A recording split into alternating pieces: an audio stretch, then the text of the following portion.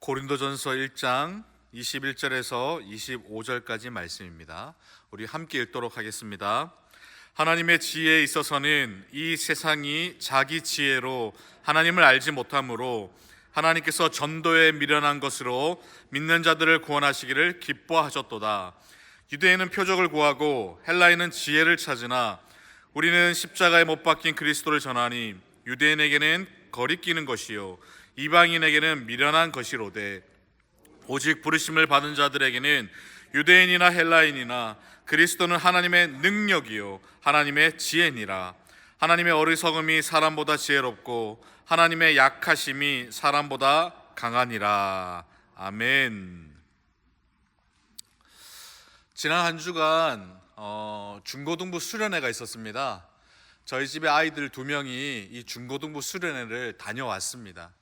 저는 그 기간 동안 저희 아이들이 인격적으로 예수님을 만나기를, 또 은혜 받기를 밑에서 많이 기도했습니다. 그렇게 4일간 아이들이 없는 시간을 보냈습니다. 좋았습니다.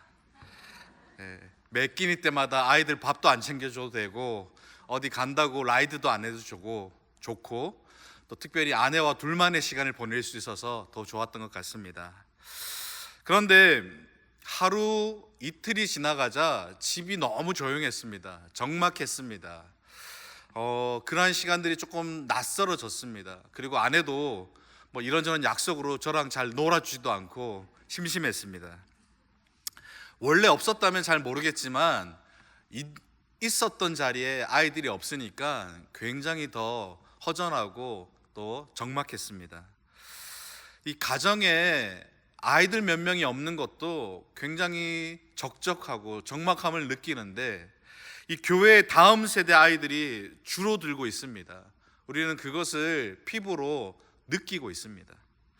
전문적인 데이터에 의하면 최근 10년 동안 한국의 그 청소년들이 줄어드는 비율보다도 교회 학교의 청소년들이 줄어드는 비율이 더 크다라고 말을 합니다. 심지어는 그 교회 학교의 초등학생들은 더 많이 줄어들고 있다고 합니다. 심각한 추세를 볼 수가 있습니다.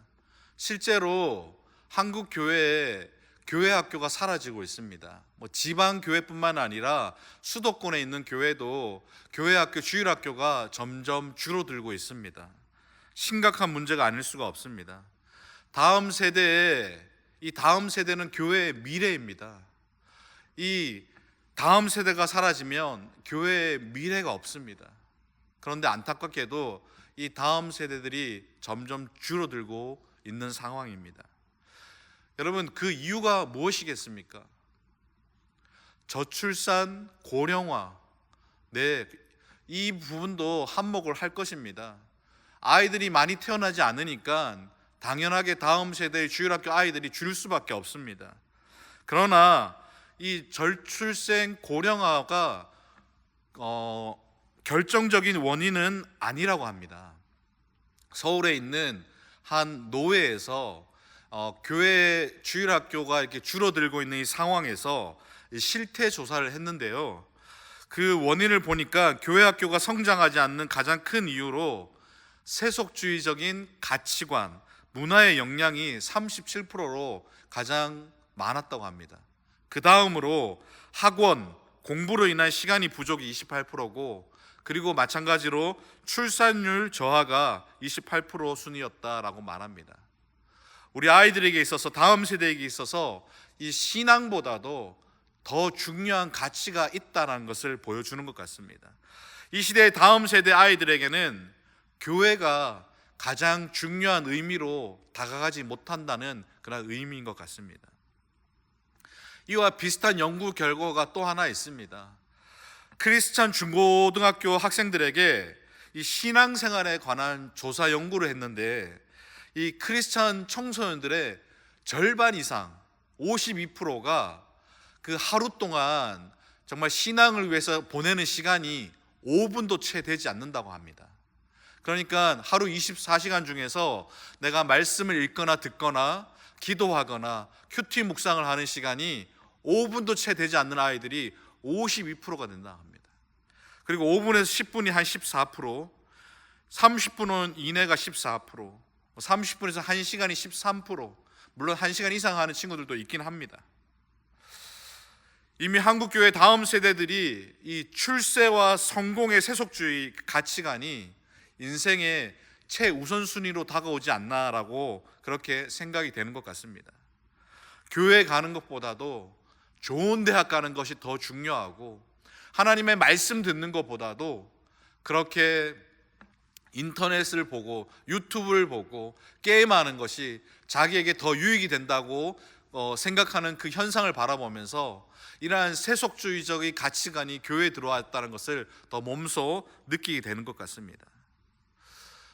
광고를 들으셨듯이 우리는 내일부터 저희는 이제 부모와 함께하는 그러한 특별 새벽기도, 자녀와 함께하는 특별 새벽기도를 가지려고 합니다.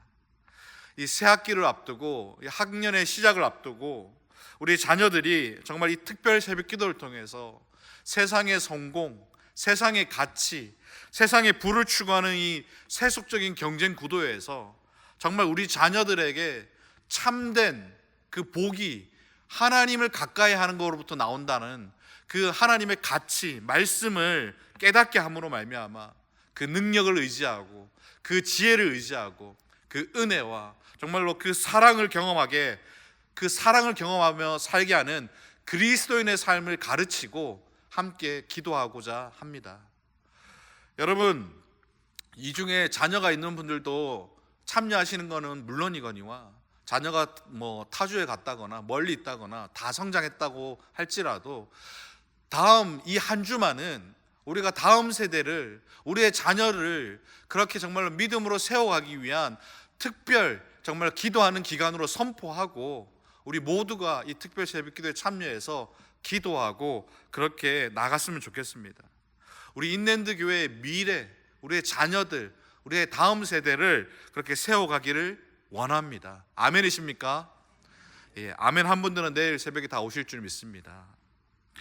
우리는 우리 교회가 이 다음 세대를 믿음으로 세워가기 위해서 무엇을 가르치고 또 무엇을 기도하고 무엇을 보여주어야 될지 오늘 우리는 말씀을 통해서 기독교 진리의 핵심 가치를 여러분들과 함께 나누었으면 좋겠습니다. 먼저 오늘 본문 말씀의 배경이 되는 고린도시에 관해서 말씀을 좀 소개하겠습니다. 이 고린도는 바울의 2차 전도 여행 가운데서 그렇게 마지막에 갔던 도시 중에 하나입니다. 이 도시는 고대 세계의 가장 규모가 큰 국제 상업 도시였습니다. 많은 상인들과 여행객들이 필수적으로 그렇게 거쳐갔던 도시입니다. 그러다 보니까 상업과 관광업이 발달했고 부유하고 화려한 도시였습니다. 부유하고 화려한 도시였기 때문에 동시에 그곳은 쾌락이 있었고 향락과 태폐가 만연한 도시가 바로 이 고린도 도시였습니다. 향락과 쾌락을 쫓는 사람을 가리켜서 저 사람은 꼭 고린도 사람 같다라고 그렇게 표현할 정도로 이 도시는 굉장히 세속적이고 향락과 태폐의 문화가 많이 만연했었습니다. 그런데 하나님은 이러한 세속적인 도시 가운데, 이 타락한 문화 가운데 하나님의 교회를 세우셨던 것입니다. 고린도와 같은 이 부패한 사회 속에서 하나님의 거룩한 교회를 그 지역의 그곳에 세우셨던 것입니다. 이것은 어떻게 보면 굉장히 역설 같습니다. 부패와 타락과 또 태폐의 지역에서 하나님의 거룩한 교회를 세워간다는 것. 그러나 여러분, 그것이 맞습니다. 교회는 저 깊고 깊은 산골짜기에 세워지는 것이 아니라 비록 사회가 부패하고 타락하고 태폐했다 할지라도 그곳에 교회가 세워지는 것이 맞습니다. 왜냐하면 교회는 세상에 속해 있지는 않지만 세상을 향해서 그렇게 부름받은 공동체이기 때문입니다. 그렇게 썩어져가는 세상을 그리스도의 빛과 소금으로 변화시켜 나갈 사명이 있는 공동체가 바로 교회인 것입니다. 그러하기 때문에 이러한 고린도시와 같이 태폐와 또 그러한 쾌락을 쫓는 그러한 도시 문화에 이 교회가 세워져야 합니다. 이 쾌락과 타락의 도시, 이러한 향락의 사회 현상에 하나님은 하나님의 교회를 세우셨습니다. 바울을 통해서, 또 아굴라가 브리스길라의 그 부부를 통해서 그렇게 그 교회를 세우셨고, 그들의 수고와 노력에 의해서 또 성령의 역사로 인해서 교회가 자리를 잡고 성장해 나가기 시작했습니다. 그렇게 1년 6개월의 시간이 지나고, 그래 교회가 어느 정도 자리를 잡자 바울은 또 다른 하나님의 부르심에 의해서 그렇게 이동하게 됩니다. 그런데 이 고린도 교회가 이 부패하고 타락한 세속적인 사회에서 하나님의 빛과 소금의 역할을 잘 감당하면 좋을 것인데, 그 역할을 점점 하지 못했던 것입니다. 그 가운데는 갈등이 있었고 문제가 있었고, 그리고 분열의 어려움을 겪게 되었던 것입니다.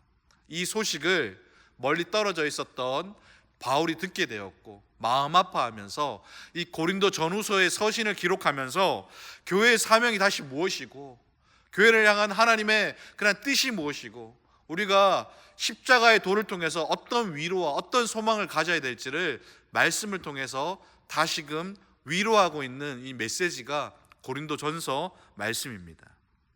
18절 말씀부터 한번 보겠습니다. 십자가의 도가 멸망하는 자들에게 미련한 것이요 구원을 받는 우리에게는 하나님의 능력이라 라고 말하고 있습니다. 오늘날 우리 그리스도인들에게는 십자가가 굉장히 친숙해져 있습니다. 목걸이로 십자가를 사용하는 그렇게 장신용으로 사용하기도 하고요.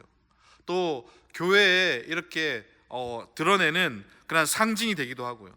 기독교의 심벌이 되기도 합니다.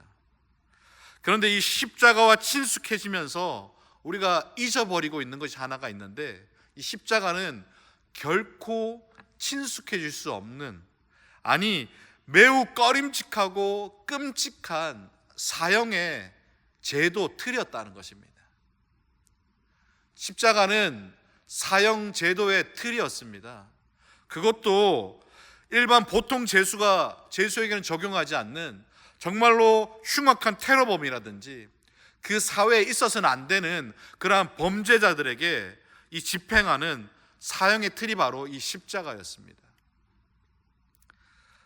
이 사형의 틀에서 집행되는 사형수의 그 시신은 그대로 골짜기에 버려졌거나 아니면 들짐승들의 먹이로 방치가 되는 사형의 제도가 바로 이 십자가 사형 제도였습니다. 그 당시의 사람들에게 있어서는 이 십자가를 쉽게 말을 꺼낼 수가 없었습니다. 1세기 그리스도인들에게 오늘날처럼 이 십자가가 목걸이로 만들고 또 이 십자가가 기독교를 대표하는 그런 심벌이 된다는 것은 상상할 수가 없었습니다. 오히려 그 당시에 기독교를 상징하는 심벌은 물고기였습니다, 여러분. 그렇게 로마인들의 무덤이었던, 또 그곳에서 기독교인들이 지하에서 모임을 가졌던 그 카타콤에 가보시면 여기저기 물고기의 형상이 드러나 있습니다. 여러분, 이 물고기 익투스라고 그러죠. 이 익투스, 이 이니셜을 풀어보면 예수 그리스도, 하나님의 아들, 구원자, 그 앞글자를 이렇게 이니셜로 표현했던 것입니다. 2, 3세기를 지나가면서 이마에 그리스도인들이 이게 십자가 표시를 긋기 시작했습니다. 그러면서 자연스럽게 십자가가 그렇게 교회의 상징이 되었습니다. 터툴리안이라는 학자에 의하면 누가 결정한 것도 아닌데 스며드는 것처럼 이 십자가가 기독교의 상징이 되었다라고 말을 하고 있습니다.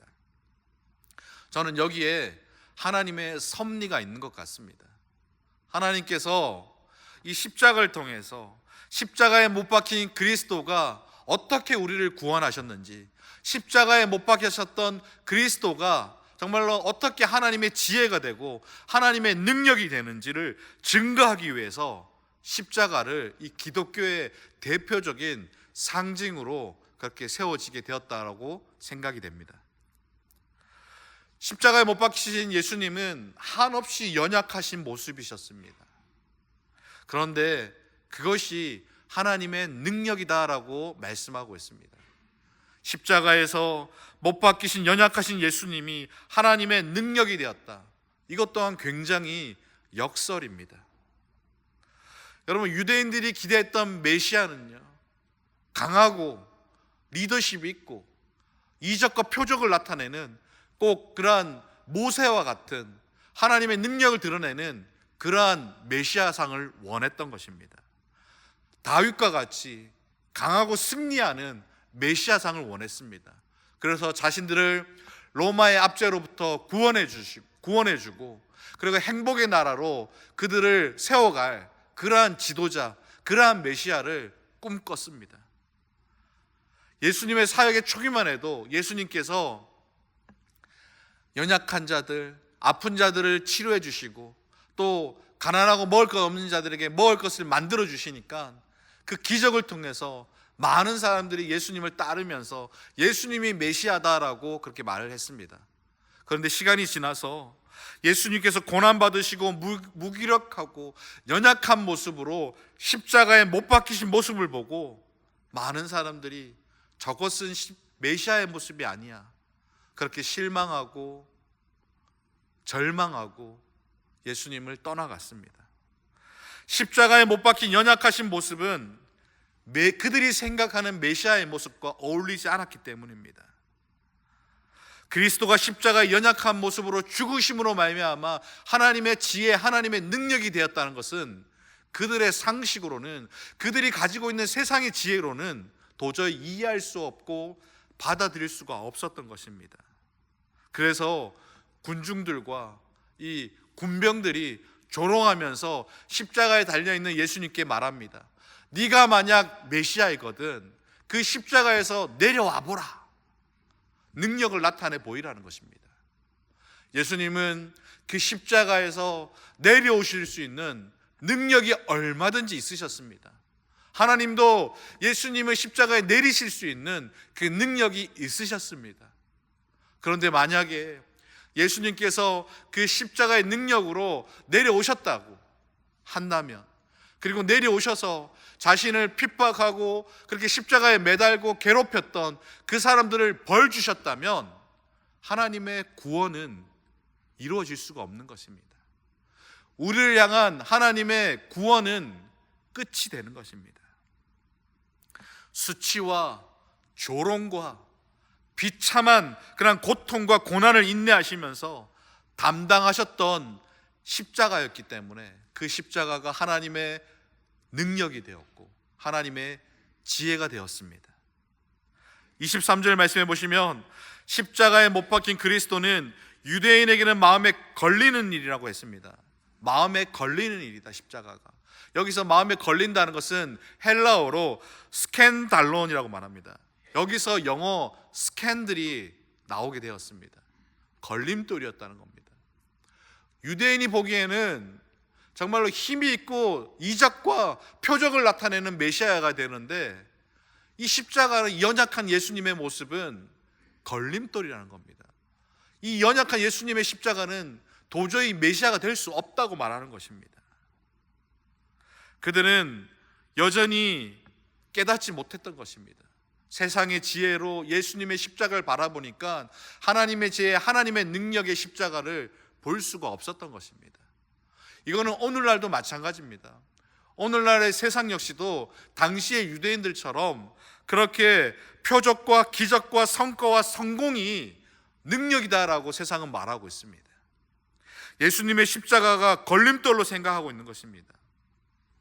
그 세속적인 가치와 그러한 세속적인 방법으로 교회를 바라보니까 예수님의 그 십자가, 그 희생과 겸손과 그 사랑과 섬김, 그 십자가를 볼 수가 없는 것입니다. 깨닫지 못하는 것입니다. 우리 그리스도인들도 마찬가지인 것 같습니다. 십자가를 바라보면서 십자가에 못 박히신 예수님을 묵상하면서 이 땅에서 여러 상황과 사람으로 인해서 상처받고 힘들고 고난당하고 어려움 앞에서 우리는 십자가를 바라보면서 위로받고 십자가로 인해서 하나님의 계획과 우리를 향한 하나님의 사랑과 하나님께서 이루어 가실 그 일들을 바라볼 수 있어야 되는데 우리 역시도 어느덧 이 세상 가운데 살다 보니까 이 세상의 지혜에 물들어서 십자가를 향한 하나님의 계획, 하나님의 지혜를 어느덧 잊고 살고 있지 않는지 한번 깊이 생각해 볼 필요가 있는 것 같습니다. 21절 말씀입니다. 하나님의 지혜에 있어서는 이 세상이 자기의 지혜로 하나님을 알지 못하므로 하나님께서 전도에 미련한 것으로 믿는 자들을 구원하시기를 기뻐하셨다라고 말하고 있습니다. 사도 바울은 예수님의 대속의 죽음으로 구원이라는 이 전도라는 미련한 방법을 통해서 믿는 자들을 구원하시는 것이 하나님의 지혜다라고 말하고 있습니다.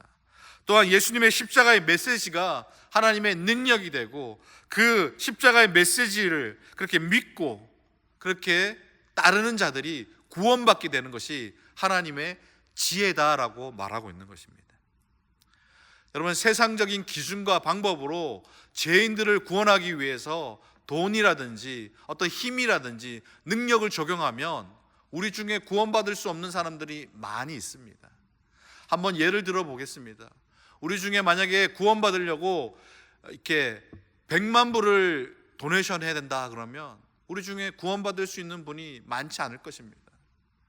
저는 구원 못 받습니다, 여러분. 100만 불이 없습니다. 10만 불을 낸다 그래도 저는 구원받지 못합니다. 어느 날 저희 아들이 우연히 제 어카운트에 있는 제 밸런스를 봤습니다.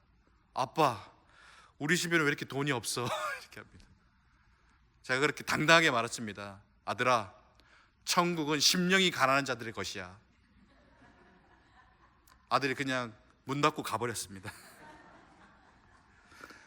여러분, 만약에 100만 불 준다고 하면, 구원시켜 준다고 하면 우리 중에 물론 구원받을 수 있는 분도 있으시겠지만 많은 분들이 못 받으실 수 있습니다. 만약에 구원받기 위해서 아이비리그 좋은 대학을 나와야 된다는 조건이 있다면 역시 많은 사람들이 구원 못 받을 것입니다. 예수님께서 믿음 외에는 그 어떤 것도 필요 없게 하셔서 부자든 가난한 자든 많이 배운 자든 많이 배우지 못한 자든 어쨌든 차별 없이 복음 안에서 공평한 구원을 누리게 하신 것, 이게 바로 십자가의 하나님의 지혜인 것입니다. 22절에서 24절 말씀을 한번 보시겠습니다. 유대인들은 표적을 구하고 헬라인은 지혜를 찾으나 우리는 십자가에 못 박힌 그리스도를 전하니 유대인에게는 거리꺼는 것이요 이방인에게는 미련한 것이로되 오직 부르심을 받은 자에게는 유대인이나 헬라인이나 그리스도는 하나님의 능력이요 하나님의 지혜니라. 여러분, 사람들이 복음을 들어도 복음을 깨닫지 못하는 이유는 그들이 이미 이 세상 지혜 가운데 너무 많이 빠져 있기 때문입니다. 세상의 지혜는 우리가 가정으로부터 배운 학습일 수도 있고 학교로부터 우리가 얻은 지식일 수도 있고 또 세상을 살아가면서 얻은 깨달음일 수도 있습니다. 이러한 세상의 지혜를 한마디로 한 문장으로 요약하면 적은 희생을 통해서 큰 행복을 누리고 싶어 하는 것입니다. 세상의 지혜는 몇 가지 특징이 있습니다. 몇 가지 특징 중에서 먼저는 이 세상의 지혜는 자기중심적으로 자기의 유익을 구하는 특징이 있습니다. 세상의 지혜는요, 자기를 자랑하고 자기 힘, 자기 욕망을 위해서 움직입니다. 이 세상의 지혜로 볼 때 하늘의 영광을 버리고 낮고 낮은 이 자리에 오셔서 십자가를 지신 그 예수님을 도저히 받아들일 수가 없는 것입니다.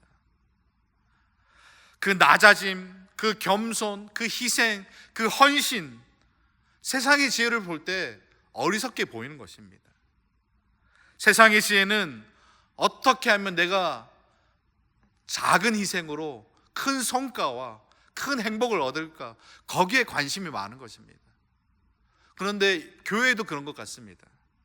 어떻게 하면 힘들고 희생과 섬김과 봉사의 자리를 조금 안 가려고 하고 좀 쉬운 자리, 편안한 자리, 남들의 눈에 잘 띄이고 또 남들이 알아주는 그런 자리를 가려고 하는 얄미운 분들도 있습니다. 세상의 지혜를 가지고 교회에서 봉사하려고 하는 그런 분들인 것 같습니다. 두 번째, 세상의 지혜는 정욕과 자랑을 추구합니다. 여러분, 30년 전만 해도 이처럼 컴퓨터와 인터넷과 스마트폰이 발달하기 전만 해도 지식은 어떤 일부의 그냥 소유물이었습니다. 지식은 어떤 특수한 사람들, 많이 배운 사람들, 좋은 학교 나온 사람들의 그런 전유물이었습니다. 그들이 정치인일 수도 있고 학자일 수도 있고 사업가일 수도 있는데 그들이 가진 지식과 정보를 가지고 그렇게 정보를 독점하고 이용할 수가 있었습니다.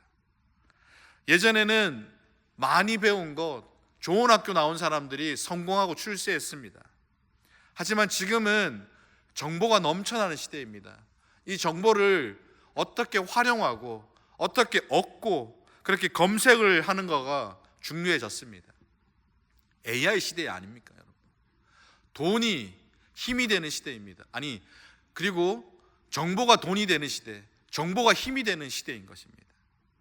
그러다 보니까 이 세상에서 성공하기 위해서 육신의 정욕, 안목의 정욕, 이생의 자랑을 위해서 각종 정보와 지식, 그 능력을 얻기 위해서 노력하고 그렇게 추구하고 있습니다.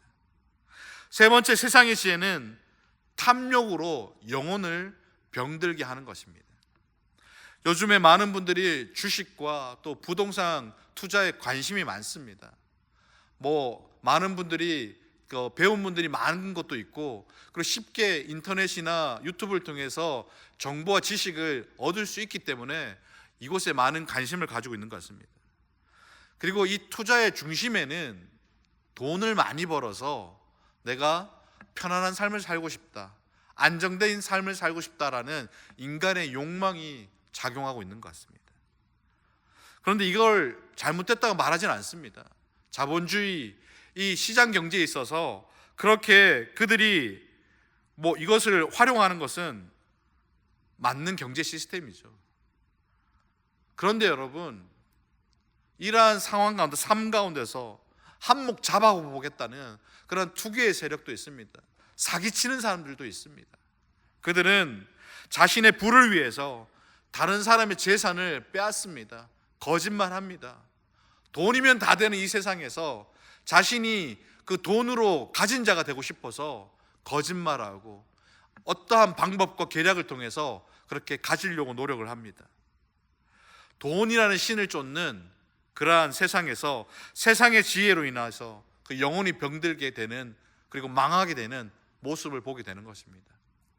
이처럼 세상의 지혜는 자기밖에 모르는 자기중심적이죠. 그리고 탐욕적입니다. 그로 인해서 가정과 교회와 사회를 병들게 하고 망하게 하는 것입니다. 극단적으로 치우쳐서 나라와 나라가 그렇게 경쟁하고 민족 간에 전쟁이 일어나서 수많은 무고한 생명을 잃게 만드는 것입니다. 실제로 우크라이나 러시아 전쟁이라든지 이스라엘과 팔레스타인의 전쟁이라든지 그 상황을 통해서 많은 정치 또 권력, 그러한 이익을 위해서 이 세상의 지혜를 이용하는 모습을 보고 있지 않습니까? 그러나 이러한 세상의 지혜는 거짓과 탐욕과 폭력과 세상을 병들게 하는 것입니다. 망하게 하는 것입니다. 이 세상의 지혜는 인류를 향한 하나님의 구원이 없습니다. 십자가가 없는 것입니다. 그러나 하나님의 지혜는 이타적입니다, 여러분. 십자가를 통해서 드러나듯이 나보다 남을 먼저 생각합니다. 자신의 이익이 아니라 상대의 구원과 행복과 그 생명을 목적으로 하는 것입니다. 전도에 미련한 것으로 믿는 자를 구원하는 것입니다. 자기만 구원받고 그렇게 믿음 생활 잘하면서 영생 복락 누리면 되는데, 전도에 미련한 것을 통해서 그렇게 타인의 행복을 위해서 수고하는 것이 하나님의 지혜인 것입니다. 여기서 전도에 미련한 것은 사람들이 예수 믿고 그 복음으로 구원받는 것입니다. 그런데 자신만 구원받는 것이 아니라 정말로 그 복음을 모르는 사람들이 그렇게 예수 믿고 구원받는다는 것을 볼 때, 세상적으로 볼 때는 미련하게 보이는 것입니다. 그래서 그들은 미련하지 않으려고 그렇게 유대인들은 표적을 찾고 헬라인들은 지혜를 찾는다라고 말하고 있습니다. 유대인들은 그렇게 표적을 찾고 헬라인들은 지혜를 구하는데, 그것 또한 세상의 가치, 세상의 관점, 인간 중심의 관심인 것입니다. 그 모든 것 가운데는 인간이 있는 것입니다. 인간이 목적이 되는 것입니다. 그래서 바울은 고백합니다. 자신은 복음을 전할 때 말과 지혜의 아름다운 것으로 하지 않고 오직 예수 그리스도께서 우리를 위해서 죽으시고 부활하시고 승천하시고 다시 오실 그 재림의 그 진실만을 이야기하겠다라고 말했습니다. 오직 십자가의 도, 하나님 나라의 그 지혜, 그리고 그 능력만을 전하기로 결심했던 것입니다. 사랑하는 여러분, 우리는 지난 시간 요한계시록 말씀을 보았습니다. 그리고 새벽 가운데서 그 말씀을 묵상하고 있습니다. 여러분들은 이 요한계시록 말씀을 보면서 어떠한 위로를 받으시고 어떠한 소망을 가지고 계십니까? 요한계시록은 마지막 때가 있다는 것 아닙니까? 그 마지막 때에 어린 양 되신 예수님께서 반드시 재림하실 것이고 그때가 승리의 날이 될 것이고 하나님께서 인내하고 믿음의 소망을 지켰던 성도들을 기억하신다. 그리고 악인들을 심판하신다. 이 메시지가 바로 요한계시록의 말씀 아니겠습니까? 마찬가지입니다, 여러분. 우리도 이 십자가에도 하나님의 지혜와 능력으로 살아가는 그리스도인, 그들을 주님께서 기억하시고 칭찬하신다는 것입니다. 우리가 지난 힘든 시간을 지내오면서 그러한 상황과 삶 속에서 우리가 세상의 방법으로, 세상의 그러한 지혜로 우리가 살아왔습니까? 이겨왔습니까? 하나님의 지혜, 십자가를 바라보면서 그 은혜로 우리가 극복하고 인내하고 이겨내면서 살아온 것 아니겠습니까? 말씀을 마무리하는 이 시점에 와서 다시 한 번 더 우리는 우리의 다음 세대를 생각해 봅니다. 지금도 우리의 자녀들은 이 세상의 성공과 부와 명예를 추구하는 세속적인 경쟁 시대에 놓여 있습니다. 우리는 우리의 자녀들을 어떻게 신앙으로 가르쳐야 되고 어떻게 기도하면서 그들에게 어떠한 모습을 보여주어야 하겠습니까? 자식은 부모의 거울이라고 했습니다. 부모의 가치관, 부모의 신앙이 자식들 가운데 그대로 드러난다는 표현이죠. 우리 인랜드 교회, 여러분들의 그러한 믿음, 여러분들의 그러한 삶이 우리 인랜드 교회 다음 세대 우리 자녀들이 그대로 닮아가는 모습이 되는 것입니다. 우리의 자식들에게, 우리의 다음 세대들에게 하나님의 말씀을 가르쳐야 합니다. 그들에게 이 십자가의 도를 전해야 합니다. 세상의 성공보다도 훨씬 가치가 있는 하나님의 지혜, 하나님의 능력, 그 십자가를 전해야 될 줄 믿습니다. 저는 이 한 주간 말씀을 묵상하면서 계속 제 안에 읊조렸던 찬양이 있습니다. 요즘에 젊은 친구들이 많이 부르는 찬양인데 주의 자녀로 산다는 것이라는 찬양입니다. 이 찬양의 가사는 이렇습니다. 주의 자녀로 산다는 것은 불 가운데로 걸어가는 것, 그 속에서 신실하게 날 지키시는 그 손길을 경험하는 것. 주의 자녀로 산다는 것은 바다 위로 걸어가는 것, 내 온몸을 덮쳐오는 폭풍 속에서 잠잠히 주 바라보는 것. 주의 자녀로 산다는 것은 나도 그를 용납하는 것, 나를 위해 달리신 십자가의 사랑, 그 사랑으로 살아가는 것. 주의 사랑으로 주의 자녀로 산다는 것은 주님과 함께 동행하는 것, 주께서 지신 십자가 기꺼이 지고 주와 함께 걸어가는 것. 여러분, 우리는 성경을 읽지만 세상은 우리를 읽는다라는 말이 있습니다. 우리의 믿음, 우리의 삶을 세상이 보고 있다는 겁니다. 마찬가지로 우리의 자녀, 우리의 다음 세대들도 우리의 신앙을 보고 있을 것입니다. 우리는 하나님의 지혜, 하나님의 능력, 그 십자가보다도 우선되는 것을 우리의 가치로 둔다면 우리 역시도, 우리 교회 역시도 이 고린도 교회처럼 갈등과 분쟁과 어려움을 당할 수밖에 없습니다. 하지만 우리가 세상의 성공이 아니라, 세상의 지혜가 아니라 하나님의 지혜, 하나님의 능력, 그 십자가를 붙들게 된다면 하나님께서 우리의 교회를 들어 사용하실 것입니다. 뿐만 아니라 우리의 자녀들, 우리의 다음 세대들을 축복하실 줄 믿습니다. 우리 인랜드 교회가 하나님의 지혜, 하나님의 능력, 그 십자가를 바라보면서 살아가는 교회 되기를 주님의 이름으로 축복합니다. 기도하겠습니다.